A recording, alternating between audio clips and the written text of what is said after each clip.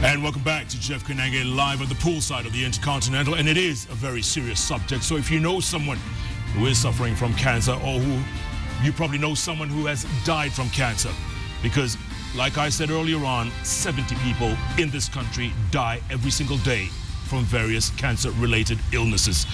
41,000 cases are diagnosed a year. Is anybody out there listening?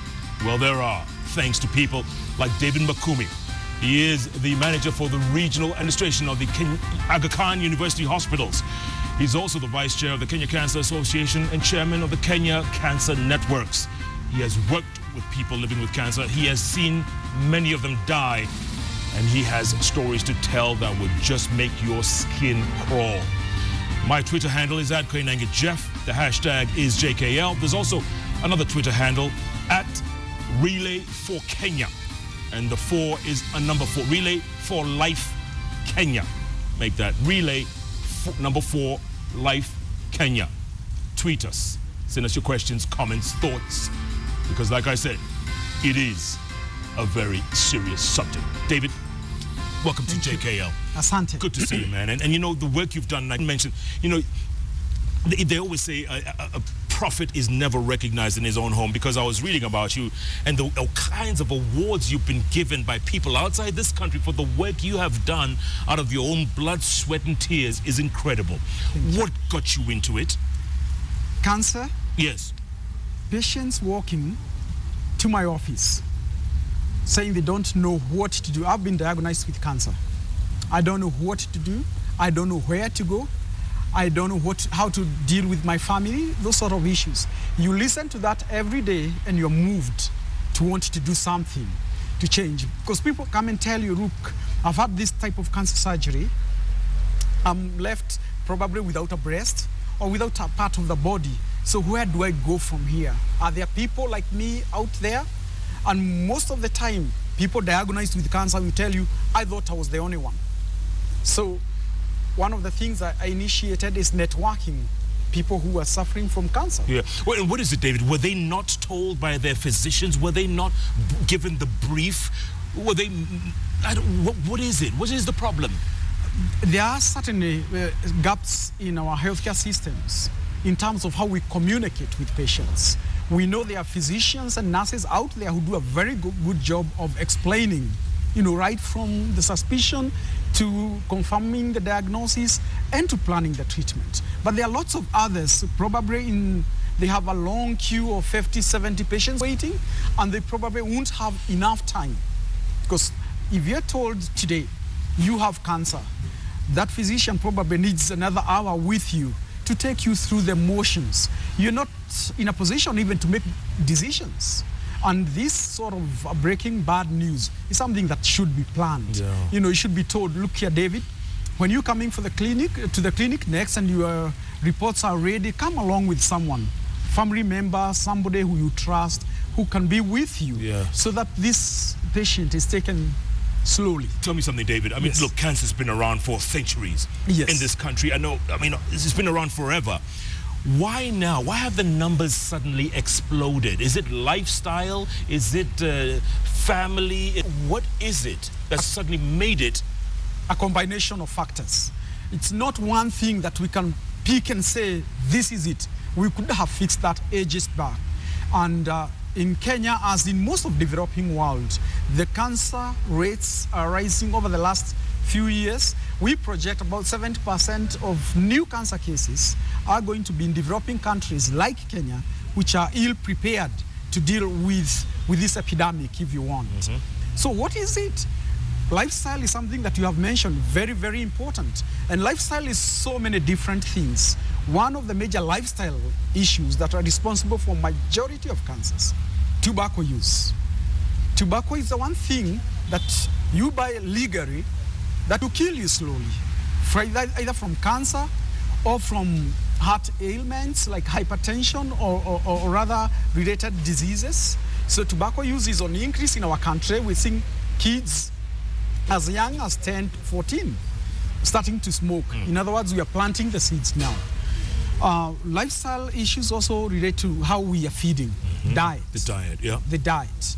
We all love that nyama choma, complete dribbling with fat, the fat of the land, you know, Yes. and wash it down with a cup of botros, and probably not even exercise. I mean, with the season of World Cup, we're probably just sitting and watching and not doing much by way of exercise. So we are taking time bombs. yes, we are.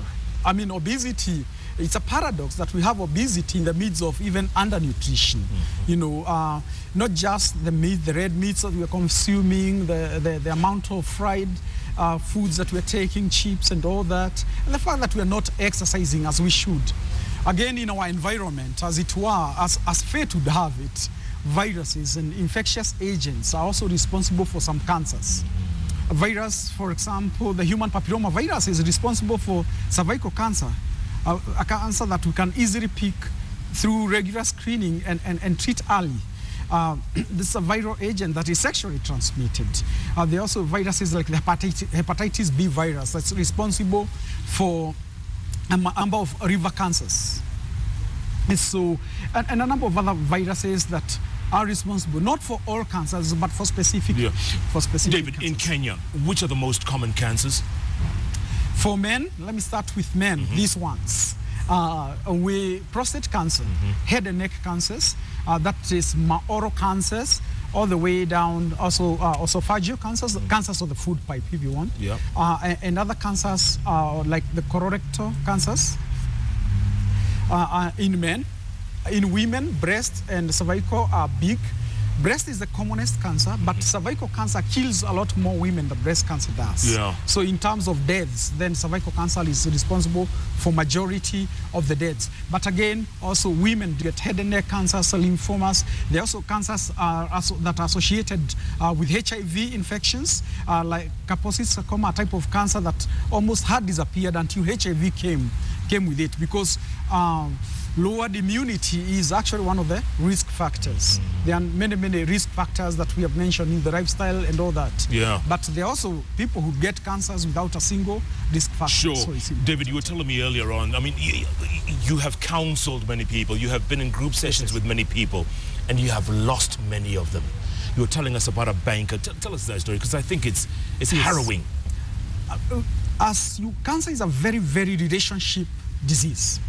You don't see a patient once like you'd see with malaria, you know, or a fracture. They fix you a fracture for a few days and we don't see you again. With cancer, the moment you walk in, you establish a therapeutic relationship with your care team, and we gather stories, because cancer patients do share their stories with us, or we listen to them.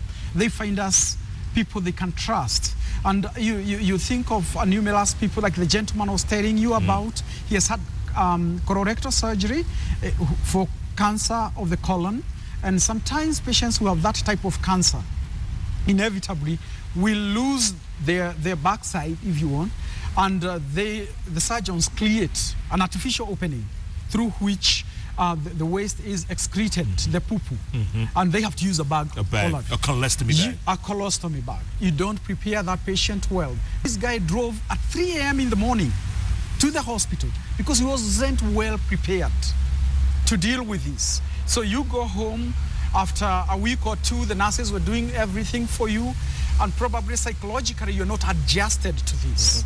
3 a.m. you have poo-poo all over the marital bed. Yes. And Mama Watoto is like, what's going on here? You know? So drive to the hospital to just have that cleaned up and a new bag put. Just an example of how poor preparation of a patient can be costly, because 3 a.m. in the morning really is something that could have been avoided. Okay, in a way, he was fortunate because he was living in the big city. Right. And many are who live in the big towns and cities. Yes. What about people in rural areas, David? A little girl called Rukia. Yeah, I met her about 5-7 years ago. I mean, she's still like stuck in my mind, because someone picked her in a rural village in Kilifi. Kilifi, not just in town, but like 60 kilometers right interior. She had a huge tumor on her eye. Huge tumor. I'm not using her real name. Yep. And she was picked by someone like Jeff. I mean, you are out there for 2 hours or whatever, see a girl loitering in the village with this big thing, and you feel, I can't go back to Nairobi and leave this little girl there. And this lady actually called me and said, look, we have a girl. This is a situation. Can we get her to Nairobi? And I said, you know what, my friend, please don't now, because I need to organize logistics of getting her here. Yeah. Think of a patient in Kilifi, they've never been to the big city, nowhere to stay. You know, they don't know nobody, and specialized treatment is available here. Fortunately, surgeons in Mombasa gave her a pro bono service, and they were able to perform surgery on her, took the tissues to South Africa. She was diagnosed with a type of cancer, a rare presentation, a common cancer, but presenting in a rare form. I mean, and she needed to come to Nairobi for chemotherapy and other follow-up, you know, radiotherapy and all. We had to get a children's home to keep her, and you know, they're like, this kid had cancer, how do we deal with this kid? What was amazing is the human spirit of volunteering to help. Because I called up a few people, you know, like call Jeff and say, I have a kid here. This is a situation. Is there anything you can do? I remember calling a lady I had met once, a long time ago. And I asked her, can you help? And she said, okay, you want money in which form? What, do you want check? Do you want cash?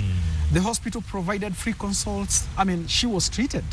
But then that's only one of the many from the rural areas. So there were huge challenges because people in Webuye, people in Lokichogyo, people in Namanga, they get cancer, they are not immune. Is she still alive, this young lady? This young lady got treated, got well, she started class 1. Unfortunately, her cancer came back after about 2 or 3 years later. Her cancer came back again. She got another round of tough treatment, she went through it, and unfortunately we lost her. What I remember about her is a volunteer carried her body from the hospice on the back seat of her car, you know, to the nearest mortuary. Somebody just volunteering to do stuff. How old was she? So she was 13. When she died? We picked her, yes, and we picked her when she was 8. Goodness. But there are also lots of success stories. We have kids who have lived to adulthood. Yeah, in fact, we're going to meet a couple in a short while. But let me just read this tweet from Judith Akolo. She says, this young man called Dennis Masharia, a 4th-year student of environment at Kenyatta University. He fell ill from leukemia, diagnosed January 29th this year, and died in May. So 4th-year student was just about to finish. Yes. Again, I mean, tragic. Are many people too late to diagnose because they're too scared to find out the inevitable? I would say there are 3 main factors. There are patients who we lose because they came to hospital late. Probably a lot of cancers don't even present with pain. So you have this lump in the breast or a lump somewhere, or constipation. You know, and say, well, constipation for a whole 6 months, occasional blood in stools, and you ignore it. By the time you are showing up in hospital a year later, because the constipation has worsened, you're told you have colorectal cancer, meaning it has advanced. So you presented late. But there's a category of patients who present early. You know, they don't feel fine. I'm not feeling good. I don't like this constipation. I have a lump in the breast. I have some symptoms. I show up, maybe in a district hospital out there in the counties, Mashinani, and they treat me for typhoid. I go away, I come back. They treat me for malaria. They treat me for this, that, and the other. Because that's what they see a lot. I mean, if I'm a clinician in a malaria zone, I probably think of malaria as the first thing, or typhoid, or dysentery, you know. So by the time the antenna lies and say, no, this could be something else. It's too late. You know, it's too late. So this patient came to the health system early enough, but the clinicians are not thinking cancer, and that's part of the challenge that we have, retraining clinicians to also have cancer among their differential diagnosis. Have it on their antennae that the next guy sitting in front of me could well have a common cold, but could also have cancer. You know, so there's that category of patients where it's not their fault. You know, they're just being taken round and round, and that's again where empowerment comes in. You know, you're not improving. Get a second opinion. Absolutely. Go to another facility. Absolutely. You know, yes. Does it get frustrating for you, David? Does it get frustrating?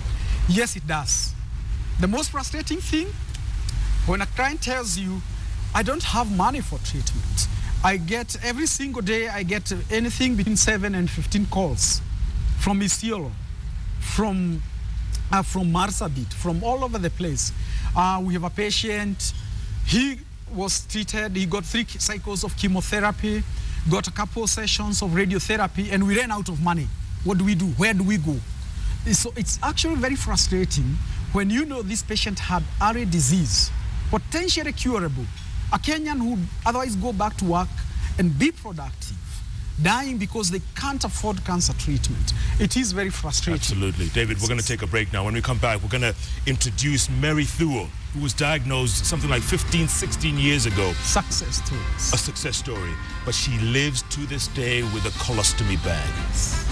Let's talk about that. It's incredible what you guys are doing. Folks, this is the show you must watch and tweet and text and call about. Call a friend. Because cancer is literally running rampant out there. We actually do have a telephone number here, 0712-915-117. My Twitter handle is @Koinange Jeff. You can also tweet at Relay for Life Kenya. And the 4 is a number 4, Relay for Life Kenya. Coming up, success stories of survivors on this horrific disease. Jeff Koinange live from the poolside of the Intercontinental. We'll be back in a moment.